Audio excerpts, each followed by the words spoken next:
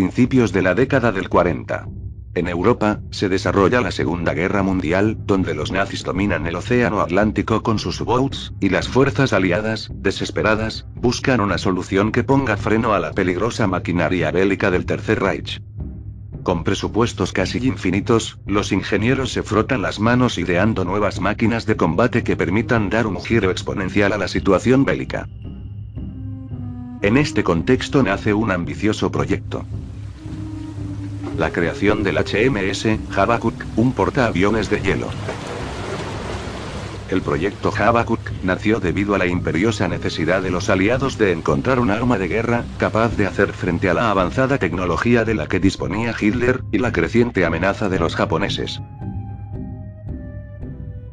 Winston Churchill estaba abierto a todo tipo de propuestas, pero se enamoró de una de ellas, quizá la más descabellada, pero también la más ambiciosa: la creación de un inmenso buque de maquinaria moderna. El padre de tan brillante idea era Geoffrey Pike, un hombre de mente lúcida y apariencia desaliñada, que se había destacado como inventor. Cuando la propuesta de Pike llegó a oídos de Churchill, este era consciente de que, a pesar de que las iniciativas del inventor podían parecer descabelladas en un principio, su fin último podría ser un auténtico triunfo. Y es que el por entonces primer ministro del Reino Unido ya conocía a Pike por otra de sus creaciones, que finalmente acabó vendiéndose a Estados Unidos. Se trataba del proyecto Cloud, que consistía en un pequeño transporte para desplazarse por la nieve que los estadounidenses convirtieron en el famoso M29, más conocido como la comadreja.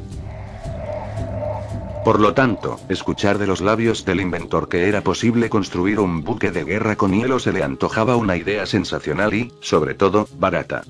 Pike obtuvo carta blanca para iniciar su investigación, y realizó las primeras pruebas en el almacén de carne de un mercado londinense, donde existía un enorme frigorífico con el que podía experimentar.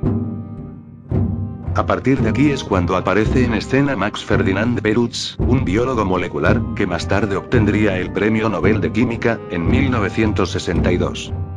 El primer objetivo de los investigadores era mejorar las propiedades del hielo para convertirlo en un material muy resistente y fácil de reparar, algo indispensable para soportar los impactos del fuego enemigo.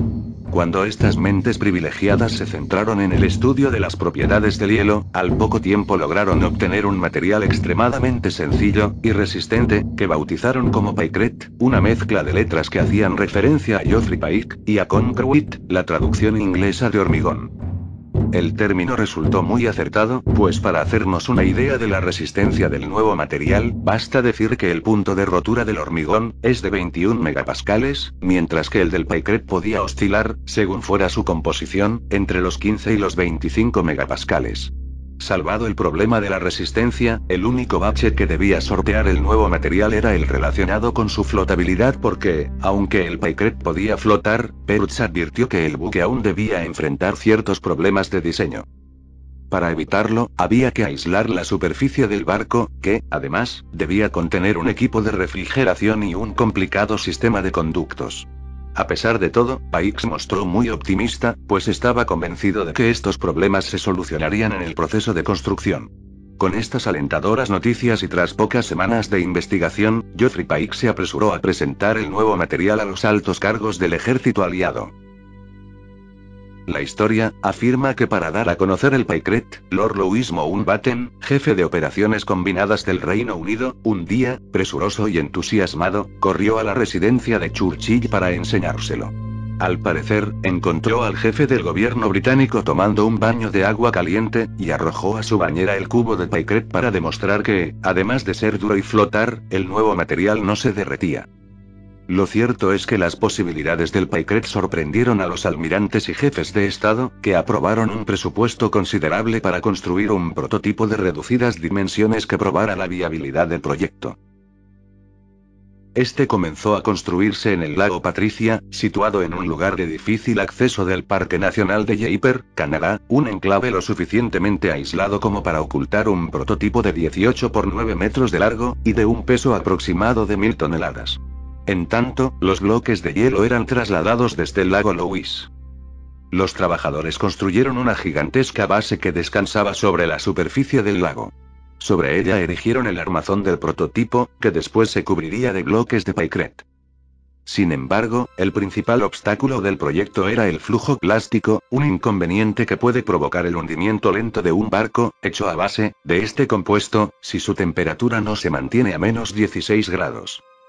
Este problema no se había solventado y amenazaba con elevar significativamente el coste del prototipo. A pesar de esto, Paik no se mostró preocupado. Por el contrario, tras ver el prototipo acabado, y comprobar la fiabilidad del proyecto, se sintió ciertamente eufórico. Sin embargo, una serie de complicaciones obligaron a los canadienses a retrasar la entrega del prototipo y a solicitar más acero para terminarlo, lo cual incrementaba, una vez más, los costes. La situación llevó al Reino Unido y a Canadá a solicitar fondos a Estados Unidos, algo que este país aceptó con una única condición: expulsar del proyecto a Geoffrey Paik. No era un secreto que las relaciones de este con Estados Unidos no eran buenas, tras las reyertas surgidas en relación con un trabajo anterior que el inventor tenía con el país norteamericano. De esta manera tan radical, el ideólogo del proyecto Habakkuk se vio desvinculado de él. Este desgraciado suceso fue, según afirman algunos, la gota que colmó el vaso de la cordura de Paik, quien se suicidó poco tiempo después. Con la incorporación de Estados Unidos, el plan inicial se vio modificado y se volvió más ambicioso. Se pretendía que el barco tuviera una autonomía de 11.000 kilómetros, y que fuera capaz de soportar las embestidas de las mayores olas conocidas. El almirantazgo solicitó que también fuera a prueba de torpedos, para lo que el casco necesitaría tener, como mínimo, 12 metros de espesor. Por si todo esto fuera poco, la capacidad de transporte del Habakkuk tendría que ser digna de una fortaleza flotante. Debía poder llevar una flota aérea completa de bombarderos que pudieran despegar y aterrizar en él, lo que requería una pista de aterrizaje de más de 600 metros de longitud. Esta nueva etapa del proyecto se conoció como Habakkuk II. En cuanto al armamento, el Habakkuk incluiría 40 cañones dobles de 4,5 pulgadas, torretas de combate y decenas de cañones antiaéreos. Para mover la fortaleza sería necesario disponer de turbogeneradores de vapor con una potencia de 33.000 caballos que suministraran energía suficiente a los 26 motores eléctricos, que se montarían en el exterior del barco, para evitar el calor desprendido por los mismos. Uno de los problemas que nunca llegó a solucionarse fue el relacionado con la dirección del buque. Estaba previsto que este pudiera girar variando la fuerza de los motores instalados en sus laterales, pero la Royal Navy dejó claro que el navío tendría que tener un timón, algo que en una embarcación con una altura propuesta de 30 metros, se hacía extremadamente complicado. El proyecto se tornaba cada vez más complejo, y mientras tanto la guerra mantenía su ritmo acelerado, desencadenando acontecimientos que podían perjudicar el destino del portaaviones de hielo. Cuando la batalla del Atlántico parecía volverse a favor de los aliados, el propósito principal del buque se hacía cada vez más innecesario, lo cual, unido a las crecientes críticas, puso en evidencia que el proyecto hacía aguas por todos los lados. Lo paradójico del caso es que un barco que iba a ser fabricado con hielo para reducir los costes y sustituir al caro acero, iba a necesitar mucho más de este último material de lo que se podía imaginar. Kilómetros de tuberías de acero para refrigerar el barco y la construcción de las centrales eléctricas y sus motores, e incluso, de una enorme fábrica congelador para producir el Paikret, requerían toneladas y toneladas de acero. Todo ello, unido a la aparición de una iniciativa mucho más importante para el ejército estadounidense, el Proyecto Manhattan, contribuyó a que el portaaviones de hielo se fuera diluyendo en el olvido. Finalmente, la Junta para el Desarrollo del Habakkuk se reunió por última vez en diciembre de 1943, para llegar a la siguiente conclusión. El gran Habakkuk II de Paikret ha resultado ser poco práctico debido a la enorme producción de los recursos necesarios, lo que además se une a las enormes dificultades técnicas que entraña. Decenas de planos, cientos de hojas con apuntes técnicos, y trazos de ingenieros, y un nuevo material, el Paikret, al cual después de tantas décadas aún no se le ha descubierto una posible utilidad, fueron el legado de un innovador proyecto que brilló más por su originalidad que por su utilidad. Si el vídeo te gustó, puedes dejar un like aquí abajo. Suscríbete para estar al tanto de mis vídeos. Hasta la próxima. Adiós y fin de la transmisión.